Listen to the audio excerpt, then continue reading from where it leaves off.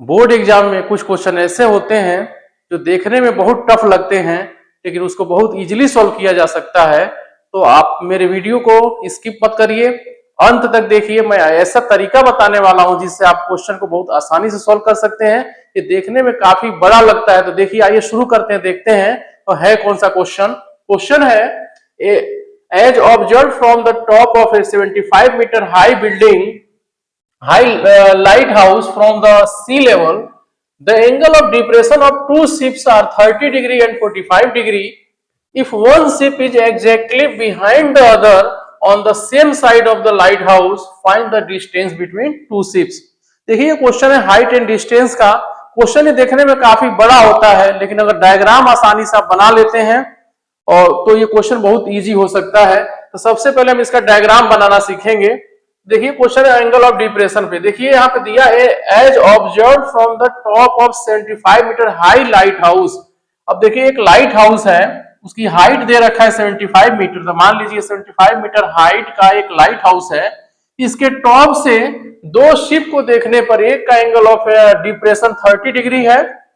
सबको पता है कि जब ऊंचाई से नीचे देखा जाता है तो एंगल ऑफ डिप्रेशन बनता है। तो दो शिप है, एक का एंगल ऑफ डिप्रेशन दिया हो, जैसे मान लीजिए यहाँ पे एक शिप है तो एंगल ऑफ डिप्रेशन ऊपर से देखा जा रहा है लाइट हाउस से, तो ये है 30 डिग्री, ये 30 डिग्री है, तो ये भी 30 डिग्री हो जाएगा। तो मान लीजिए फर्स्ट शिप ये पॉइंट पी पर है, इसका एंगल ऑफ डिप्रेशन 30 डिग्री है, और दूसरा शिप का जो एंगल ऑफ डिप्रेशन है 45 डिग्री, इसका मतलब और नजदीक है।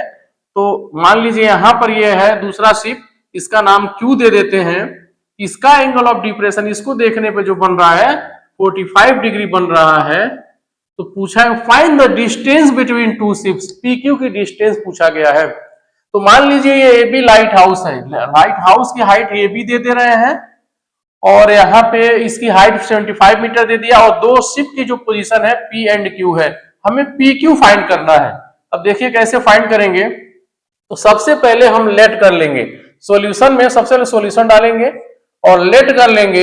इसमें जैसे पूरा मानना पड़ेगा let A B the lighthouse of height 75 metre and first ship be at P and second ship be at Q. जब ये 45 है तो ये भी 45 डिग्री होगा। ये पूरा लैंग्वेज लिखने के बाद हम लिखेंगे। अब देखिए हमें पी क्यू फाइंड करना है, तो इसका मतलब एक बार हम पी बी फाइंड कर ले इस बड़े राइट ट्राइंगल से, और एक बार क्यू बी फाइंड कर ले छोटे राइट ट्राइंगल से। पीबी में से अगर क्यूबी माइनस कर दे तो हम पी क्यू फाइंड कर सकते हैं। तो फिर सबसे पहले पीबी फाइंड करने के लिए कौन सा राइट ट्राइंगल लेना होगा? वे in right triangle A B P. तो in right triangle A B P. अब इससे क्या फाइंड करना है? हमें पीबी फाइंड करना है, तो पीबी को ऊपर रख दीजिए, और हमें ए बी पता है। ये सबसे आसान तरीका होता है, जिस भी राइट ट्राइंगल का हम यूज करेंगे उसमें जो भी साइड हमें फाइंड करना है उसको न्यूमरेटर में रखेंगे, जो साइड गिवन हो उसको डिनोमिनेटर में रखेंगे। या दूसरा तरीका ये होता है कि इस परपेंडिकुलर और बेस में हम रिलेशन देखेंगे किसका होता है। परपेंडिकुलर और बेस में जो रिलेशन होता है टेन या कॉट का होता है। तो टेन या कॉट दोनों में कोई यूज करेंगे तो हो जाएगा। लेकिन सबसे आसान तरीका होता है जो फाइंड करना है उसको ऊपर रखिए, और जो पता हो ये भी हमें पता है इसको नीचे रखिए। अब राइट ट्राइंगल ये है, अब जो एंगल हमने लिया ये 30 डिग्री है, तो इसको परपेंडिकुलर बोलेंगे और इसको हम पीबी को बेस बोलेंगे। तो बेस अपॉन परपेंडिकुलर आ जाएगा cot theta, cot 30 degree. PB find करना है, पीबी ऐसे रहने दीजिए। ए बी है 75, 75 रख दें, और कॉट 30 की वैल्यू है √3 होता है, तो √3 रख देंगे। क्रॉस मल्टीप्लाई कर देंगे तो आ जाएगा पीबी इक्वल टू आ जाएगा 75 √3 मीटर। मीटर में मीटर लिख देंगे। इक्वेशन नंबर 1, पहला रिजल्ट हमारा पीबी आ गया। अब फिर अगेन ऐसे ही हम क्या करेंगे, अगेन यूज करेंगे, अगेन इन राइट ट्राइंगल दूसरा यूज करेंगे, छोटा वाला triangle A B Q. Again in right triangle A B Q. देखिए इसमें कोई भी राइट एंगल पहले यूज कर सकते थे, चाहते तो हम ये पहले यूज करते, बाद में ये रिजल्ट ला सकते थे। इसका ध्यान रखेंगे, कोई पहले कोई बाद में। अब इसमें में क्या करना है, क्यूबी फाइंड करना है, तो क्यूबी को ऊपर रख दीजिए। ए बी पता है, ए बी को नीचे रख दीजिए। तो यहां आ जाएगा बेस अपन परपेंडिकुलर, कॉट थीटा होता है, एंगल है थीटा प्लस पे 45 डिग्री, cot 45। QB फाइंड करना है, QB को वहीं रहने दें, AB है 75 और cot 45 की वैल्यू 1 होता है। क्रॉस मल्टीप्लाई कर दीजिए तो आ जाएगा QB इक्वल टू हो जाएगा 75 मीटर। देखिए कितना आसानी से सॉल्व हो गया। पहले जो फाइंड करना होता है ऊपर रखने, यही फायदा होता है कि नीचे से बस क्रॉस मल्टीप्लाई करो, डायरेक्ट जो हमें रिजल्ट आ जाता है। इसको मान ली इक्वेशन नंबर सेकेंड। अब हमें फाइंड करना है डिस्टेंस बिटवीन द शिप्स, तो लिख सकते हैं distance between ships, between two ships, two ships equal to क्या हो जाएगा, PQ हो जाएगा। अब PQ को कैसे हम फाइंड करेंगे, PB माइनस QB, तो PB माइनस QB, तो PB कितना आया था, PB आया था 75√3 और QB आया है 75 आया।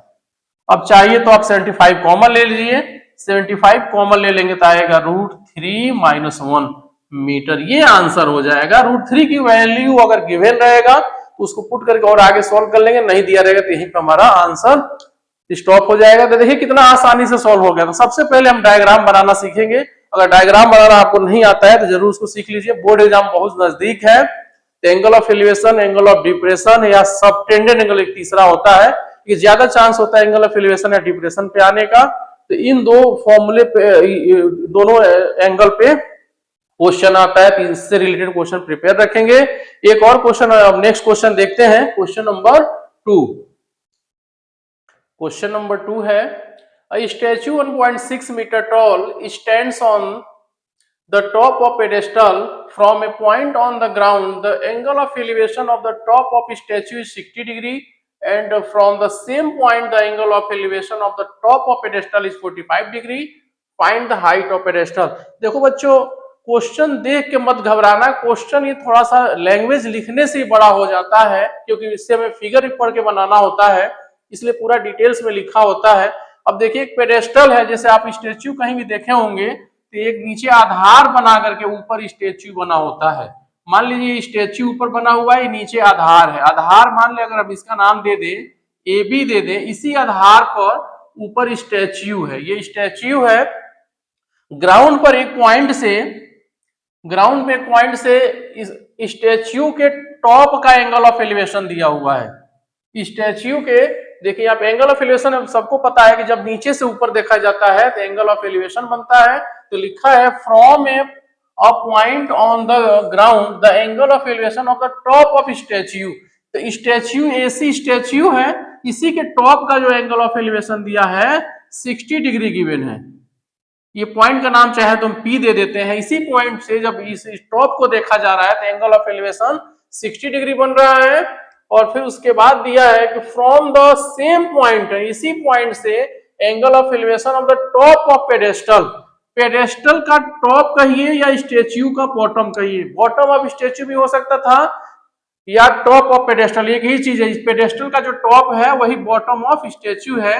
ये एंगल ऑफ एलिवेशन दिया है 45 डिग्री, ये एंगल ऑफ एलिवेशन है 45 डिग्री। तो कहा है find the height of pedestal, pedestal की हाइट बताना है।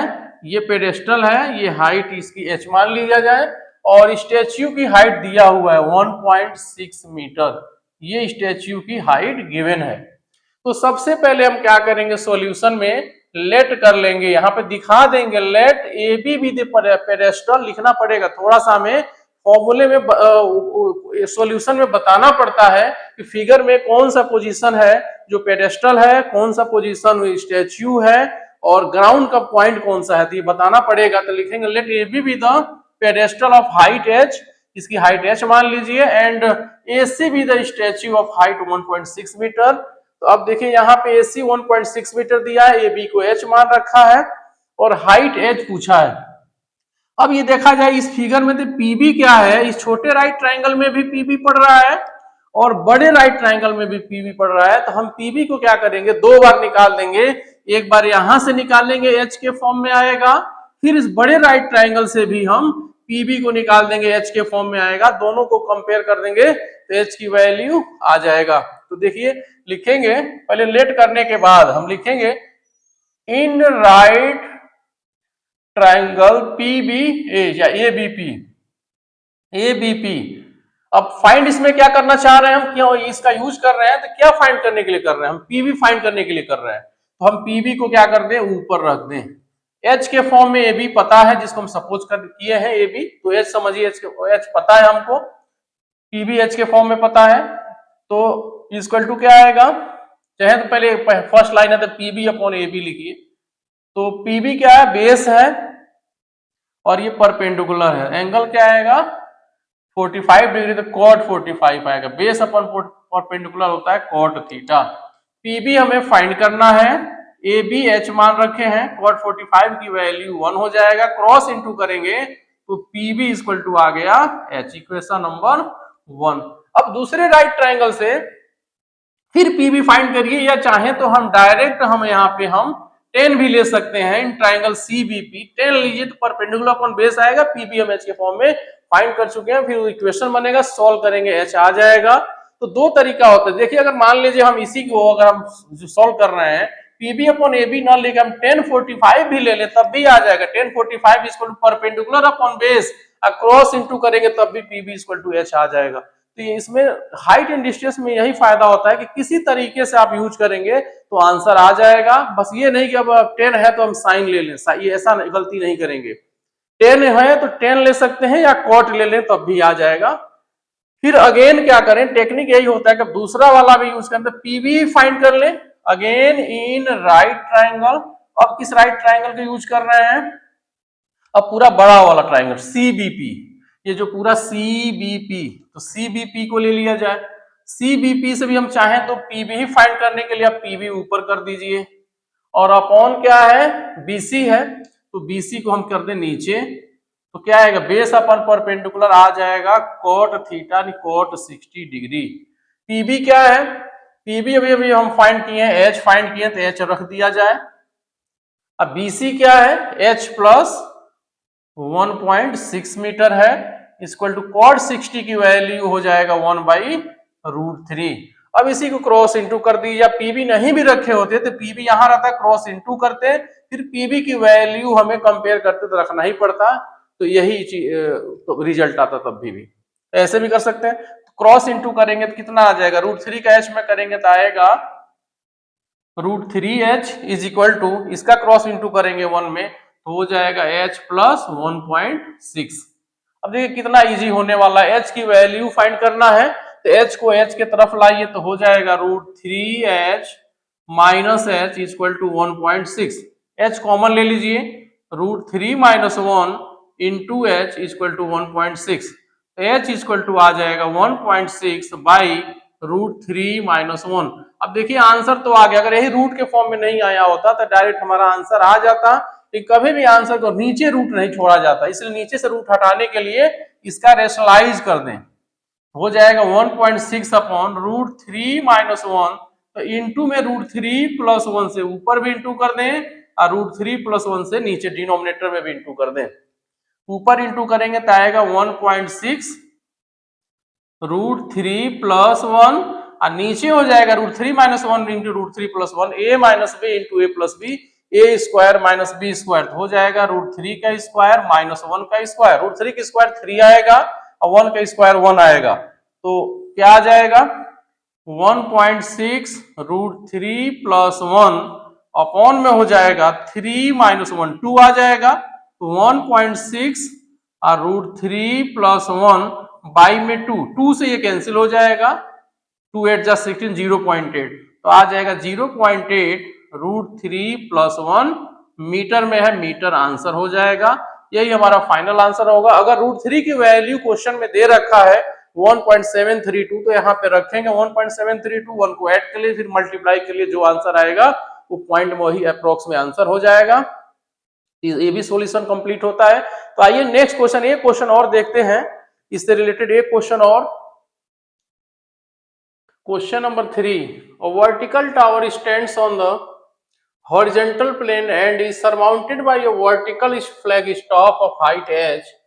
At a point on the plane, the angle of elevation of the bottom and the top of flagstaff are alpha and beta respectively. Prove that the height of tower is s tan alpha upon 10 beta minus 10 alpha. तो देखिए सबसे पहले diagram बनाया जाए। एक vertical tower है, उसके ऊपर vertical tower stands on the horizontal plane and surmounted by a vertical flag staff. जैसे एक वर्टिकल टावर है हॉरिजॉन्टल प्लेन पे, इसका नाम दे दिया जाए ए बी दे देते हैं। इसी के ऊपर एक वर्टिकल फ्लैग स्टाफ सरमाउंटेड है, इसका नाम दे देते हैं ए सी।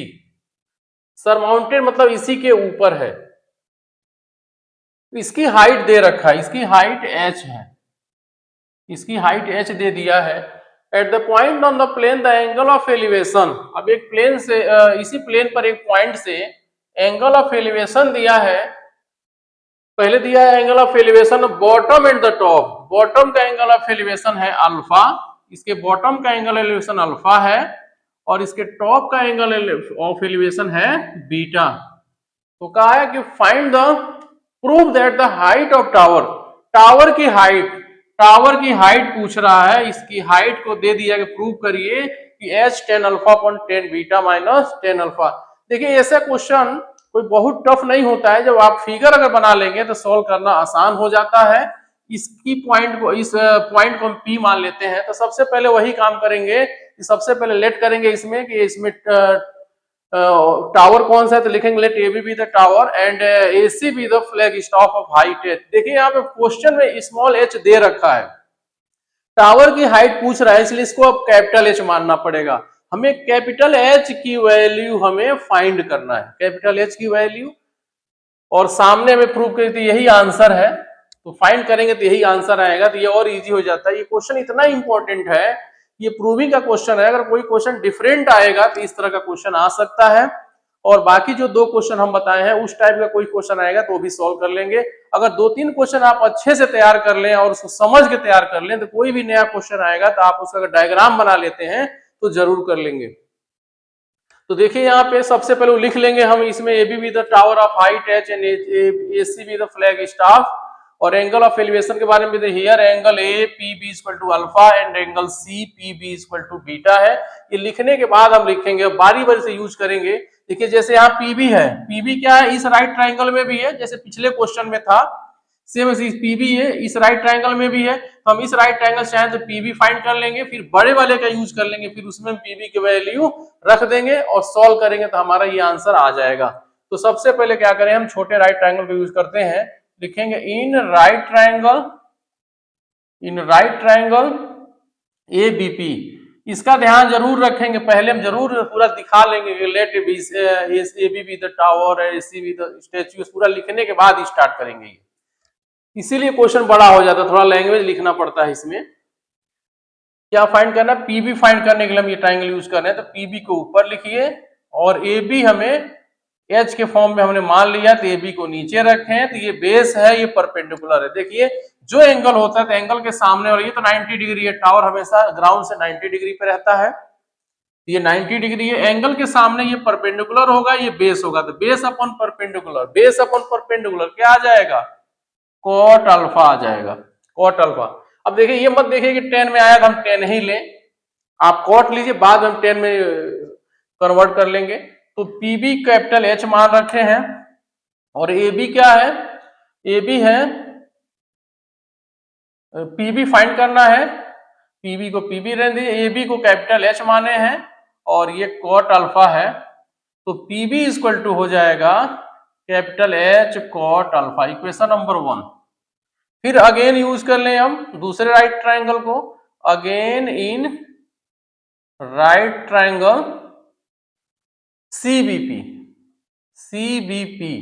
अब चाहे तो वहां से 10 लीजिए या पीबी फाइंड करके हम कंपेयर कर दें, तो हम पीबी ही ले लेते हैं, PB upon BC equal to हो जाएगा, भी base upon perpendicular, base upon perpendicular cot आएगा तो कॉट बीटा आ जाएगा। बेस पीबी फाइंड करना है, या चाहे तो पीबी के बजाय एच कॉट अल्फा रख लीजिए, फिर वो कंपेयर करें तो बात वही होगी, तो हम एच कॉट अल्फा ही रख लेते हैं। और बीसी कितना है, बीसी होगा capital H plus small H, capital H plus small H. देख लीजिए बीसी, बीसी ये कैपिटल एच है, स्मॉल एच है, इक्वल टू हो जाएगा कॉट बीटा। और ये कहां से रखा तो लिख देंगे फ्रॉम इक्वेशन फर्स्ट। आगे लिख देंगे रीजन कि ये पीबी के प्लेस एच कॉट अल्फा कहां आया, फ्रॉम इक्वेशन फर्स्ट से आया। अब क्रॉस इनटू करना है और सॉल्व कर देना है, चाहे तो इसके आगे लिख देंगे फ्रॉम इक्वेशन फर्स्ट, फर्स्ट से ही आया है। क्रॉस इनटू करिए तो आ जाएगा H cot alpha equal to आ जाएगा H plus small H cot beta. अब इसी को सॉल्व करना है, एकदम अब इजी क्वेश्चन हो चुका है। हमें कैपिटल एच की वैल्यू फाइंड करना है, तो अंदर इनटू कर लीजिए और एच को एच की तरफ करिए, हो जाएगा capital H cot alpha equal to हो जाएगा capital H cot beta, into कर लिया। कॉट बीटा के स्मॉल एच में करेंगे तो आएगा स्मॉल एच कॉट बीटा आ गया।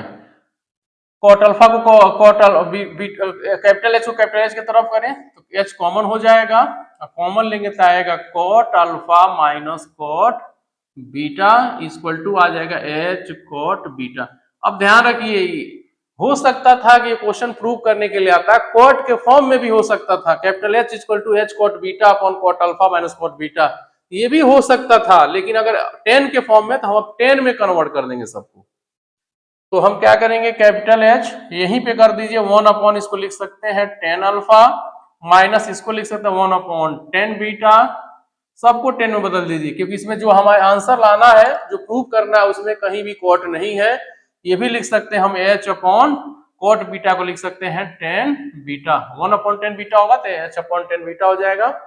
अब क्या करें, एलसीएम लेके सोल्व कर दें, कैपिटल एच इंटू एलसीएम लेंगे तो आएगा 10 अल्फा इंटू 10 बीटा, 10 अल्फा से डिवाइड करेंगे इसमें तो 10 अल्फा कैंसिल, 10 बीटा आएगा, 10 बीटा का 1 में इंटू कर दीजिए तो आएगा 10 बीटा माइनस 10 बीटा से डिवाइड कर 10 बीटा 10 अल्फा आ जाएगा, 10 अल्फा इक्वल टू हो जाएगा एच अपॉन 10 बीटा, 10 बीटा से 10 बीटा हो जाएगा कैंसिल, होल अपॉन में ये भी 10 बीटा है, उधर भी होल अपॉन में 10 बीटा है, इसका क्रॉस इनटू कर दें तो कैपिटल एच इक्वल टू आ जाएगा, जब इसका क्रॉस इनटू करेंगे तो आएगा एच 10 अल्फा अपॉन ये जाएगा डिवाइड में तो हो जाएगा 10 बीटा माइनस 10 अल्फा। देखिए यही प्रूव करना था, hence height of tower is H 10 alpha upon 10 beta minus 10 alpha, यही प्रूव करना था। तो देखिए क्वेश्चन एकदम सिंपल है, इसमें सबसे पहले क्या करना होता है, हमें फिगर बनाना होता है, फिगर बनाना आना चाहिए। फिगर बनाने के बाद देखिए हमेशा ध्यान रखिए, फिगर बना बनाया नहीं आएगा एग्जाम में, हमेशा फिगर अपने आप बनाना पड़ेगा। क्वेश्चन पढ़ेंगे जैसे कहेगा वैसे करते जाएंगे, फिगर बन जाएगा। फिगर बनाने के बाद जो भी राइट ट्रायंगल बनेंगे उसका हम यूज करेंगे बारी बारी। जैसे इसमें पीबी पढ़ रहा था, पीबी जो हो रहा है दोनों राइट ट्रायंगल में आ रहा था, तो पीबी को 2 बार फाइंड करके दोनों को कंपेयर कर दीजिए, या एक में से पीबी केवल दूसरे में रख दीजिए, तो बात वही पड़ेगी। अगर हम चाहते यहाँ पे ये इक्वेशन 1 और दूसरे से क्रॉस इनटू करके फिर इक्वेशन 2 मान कंपेयर करते तब भी हमारा यही इक्वेशन बनता, यही इक्वेशन बनता।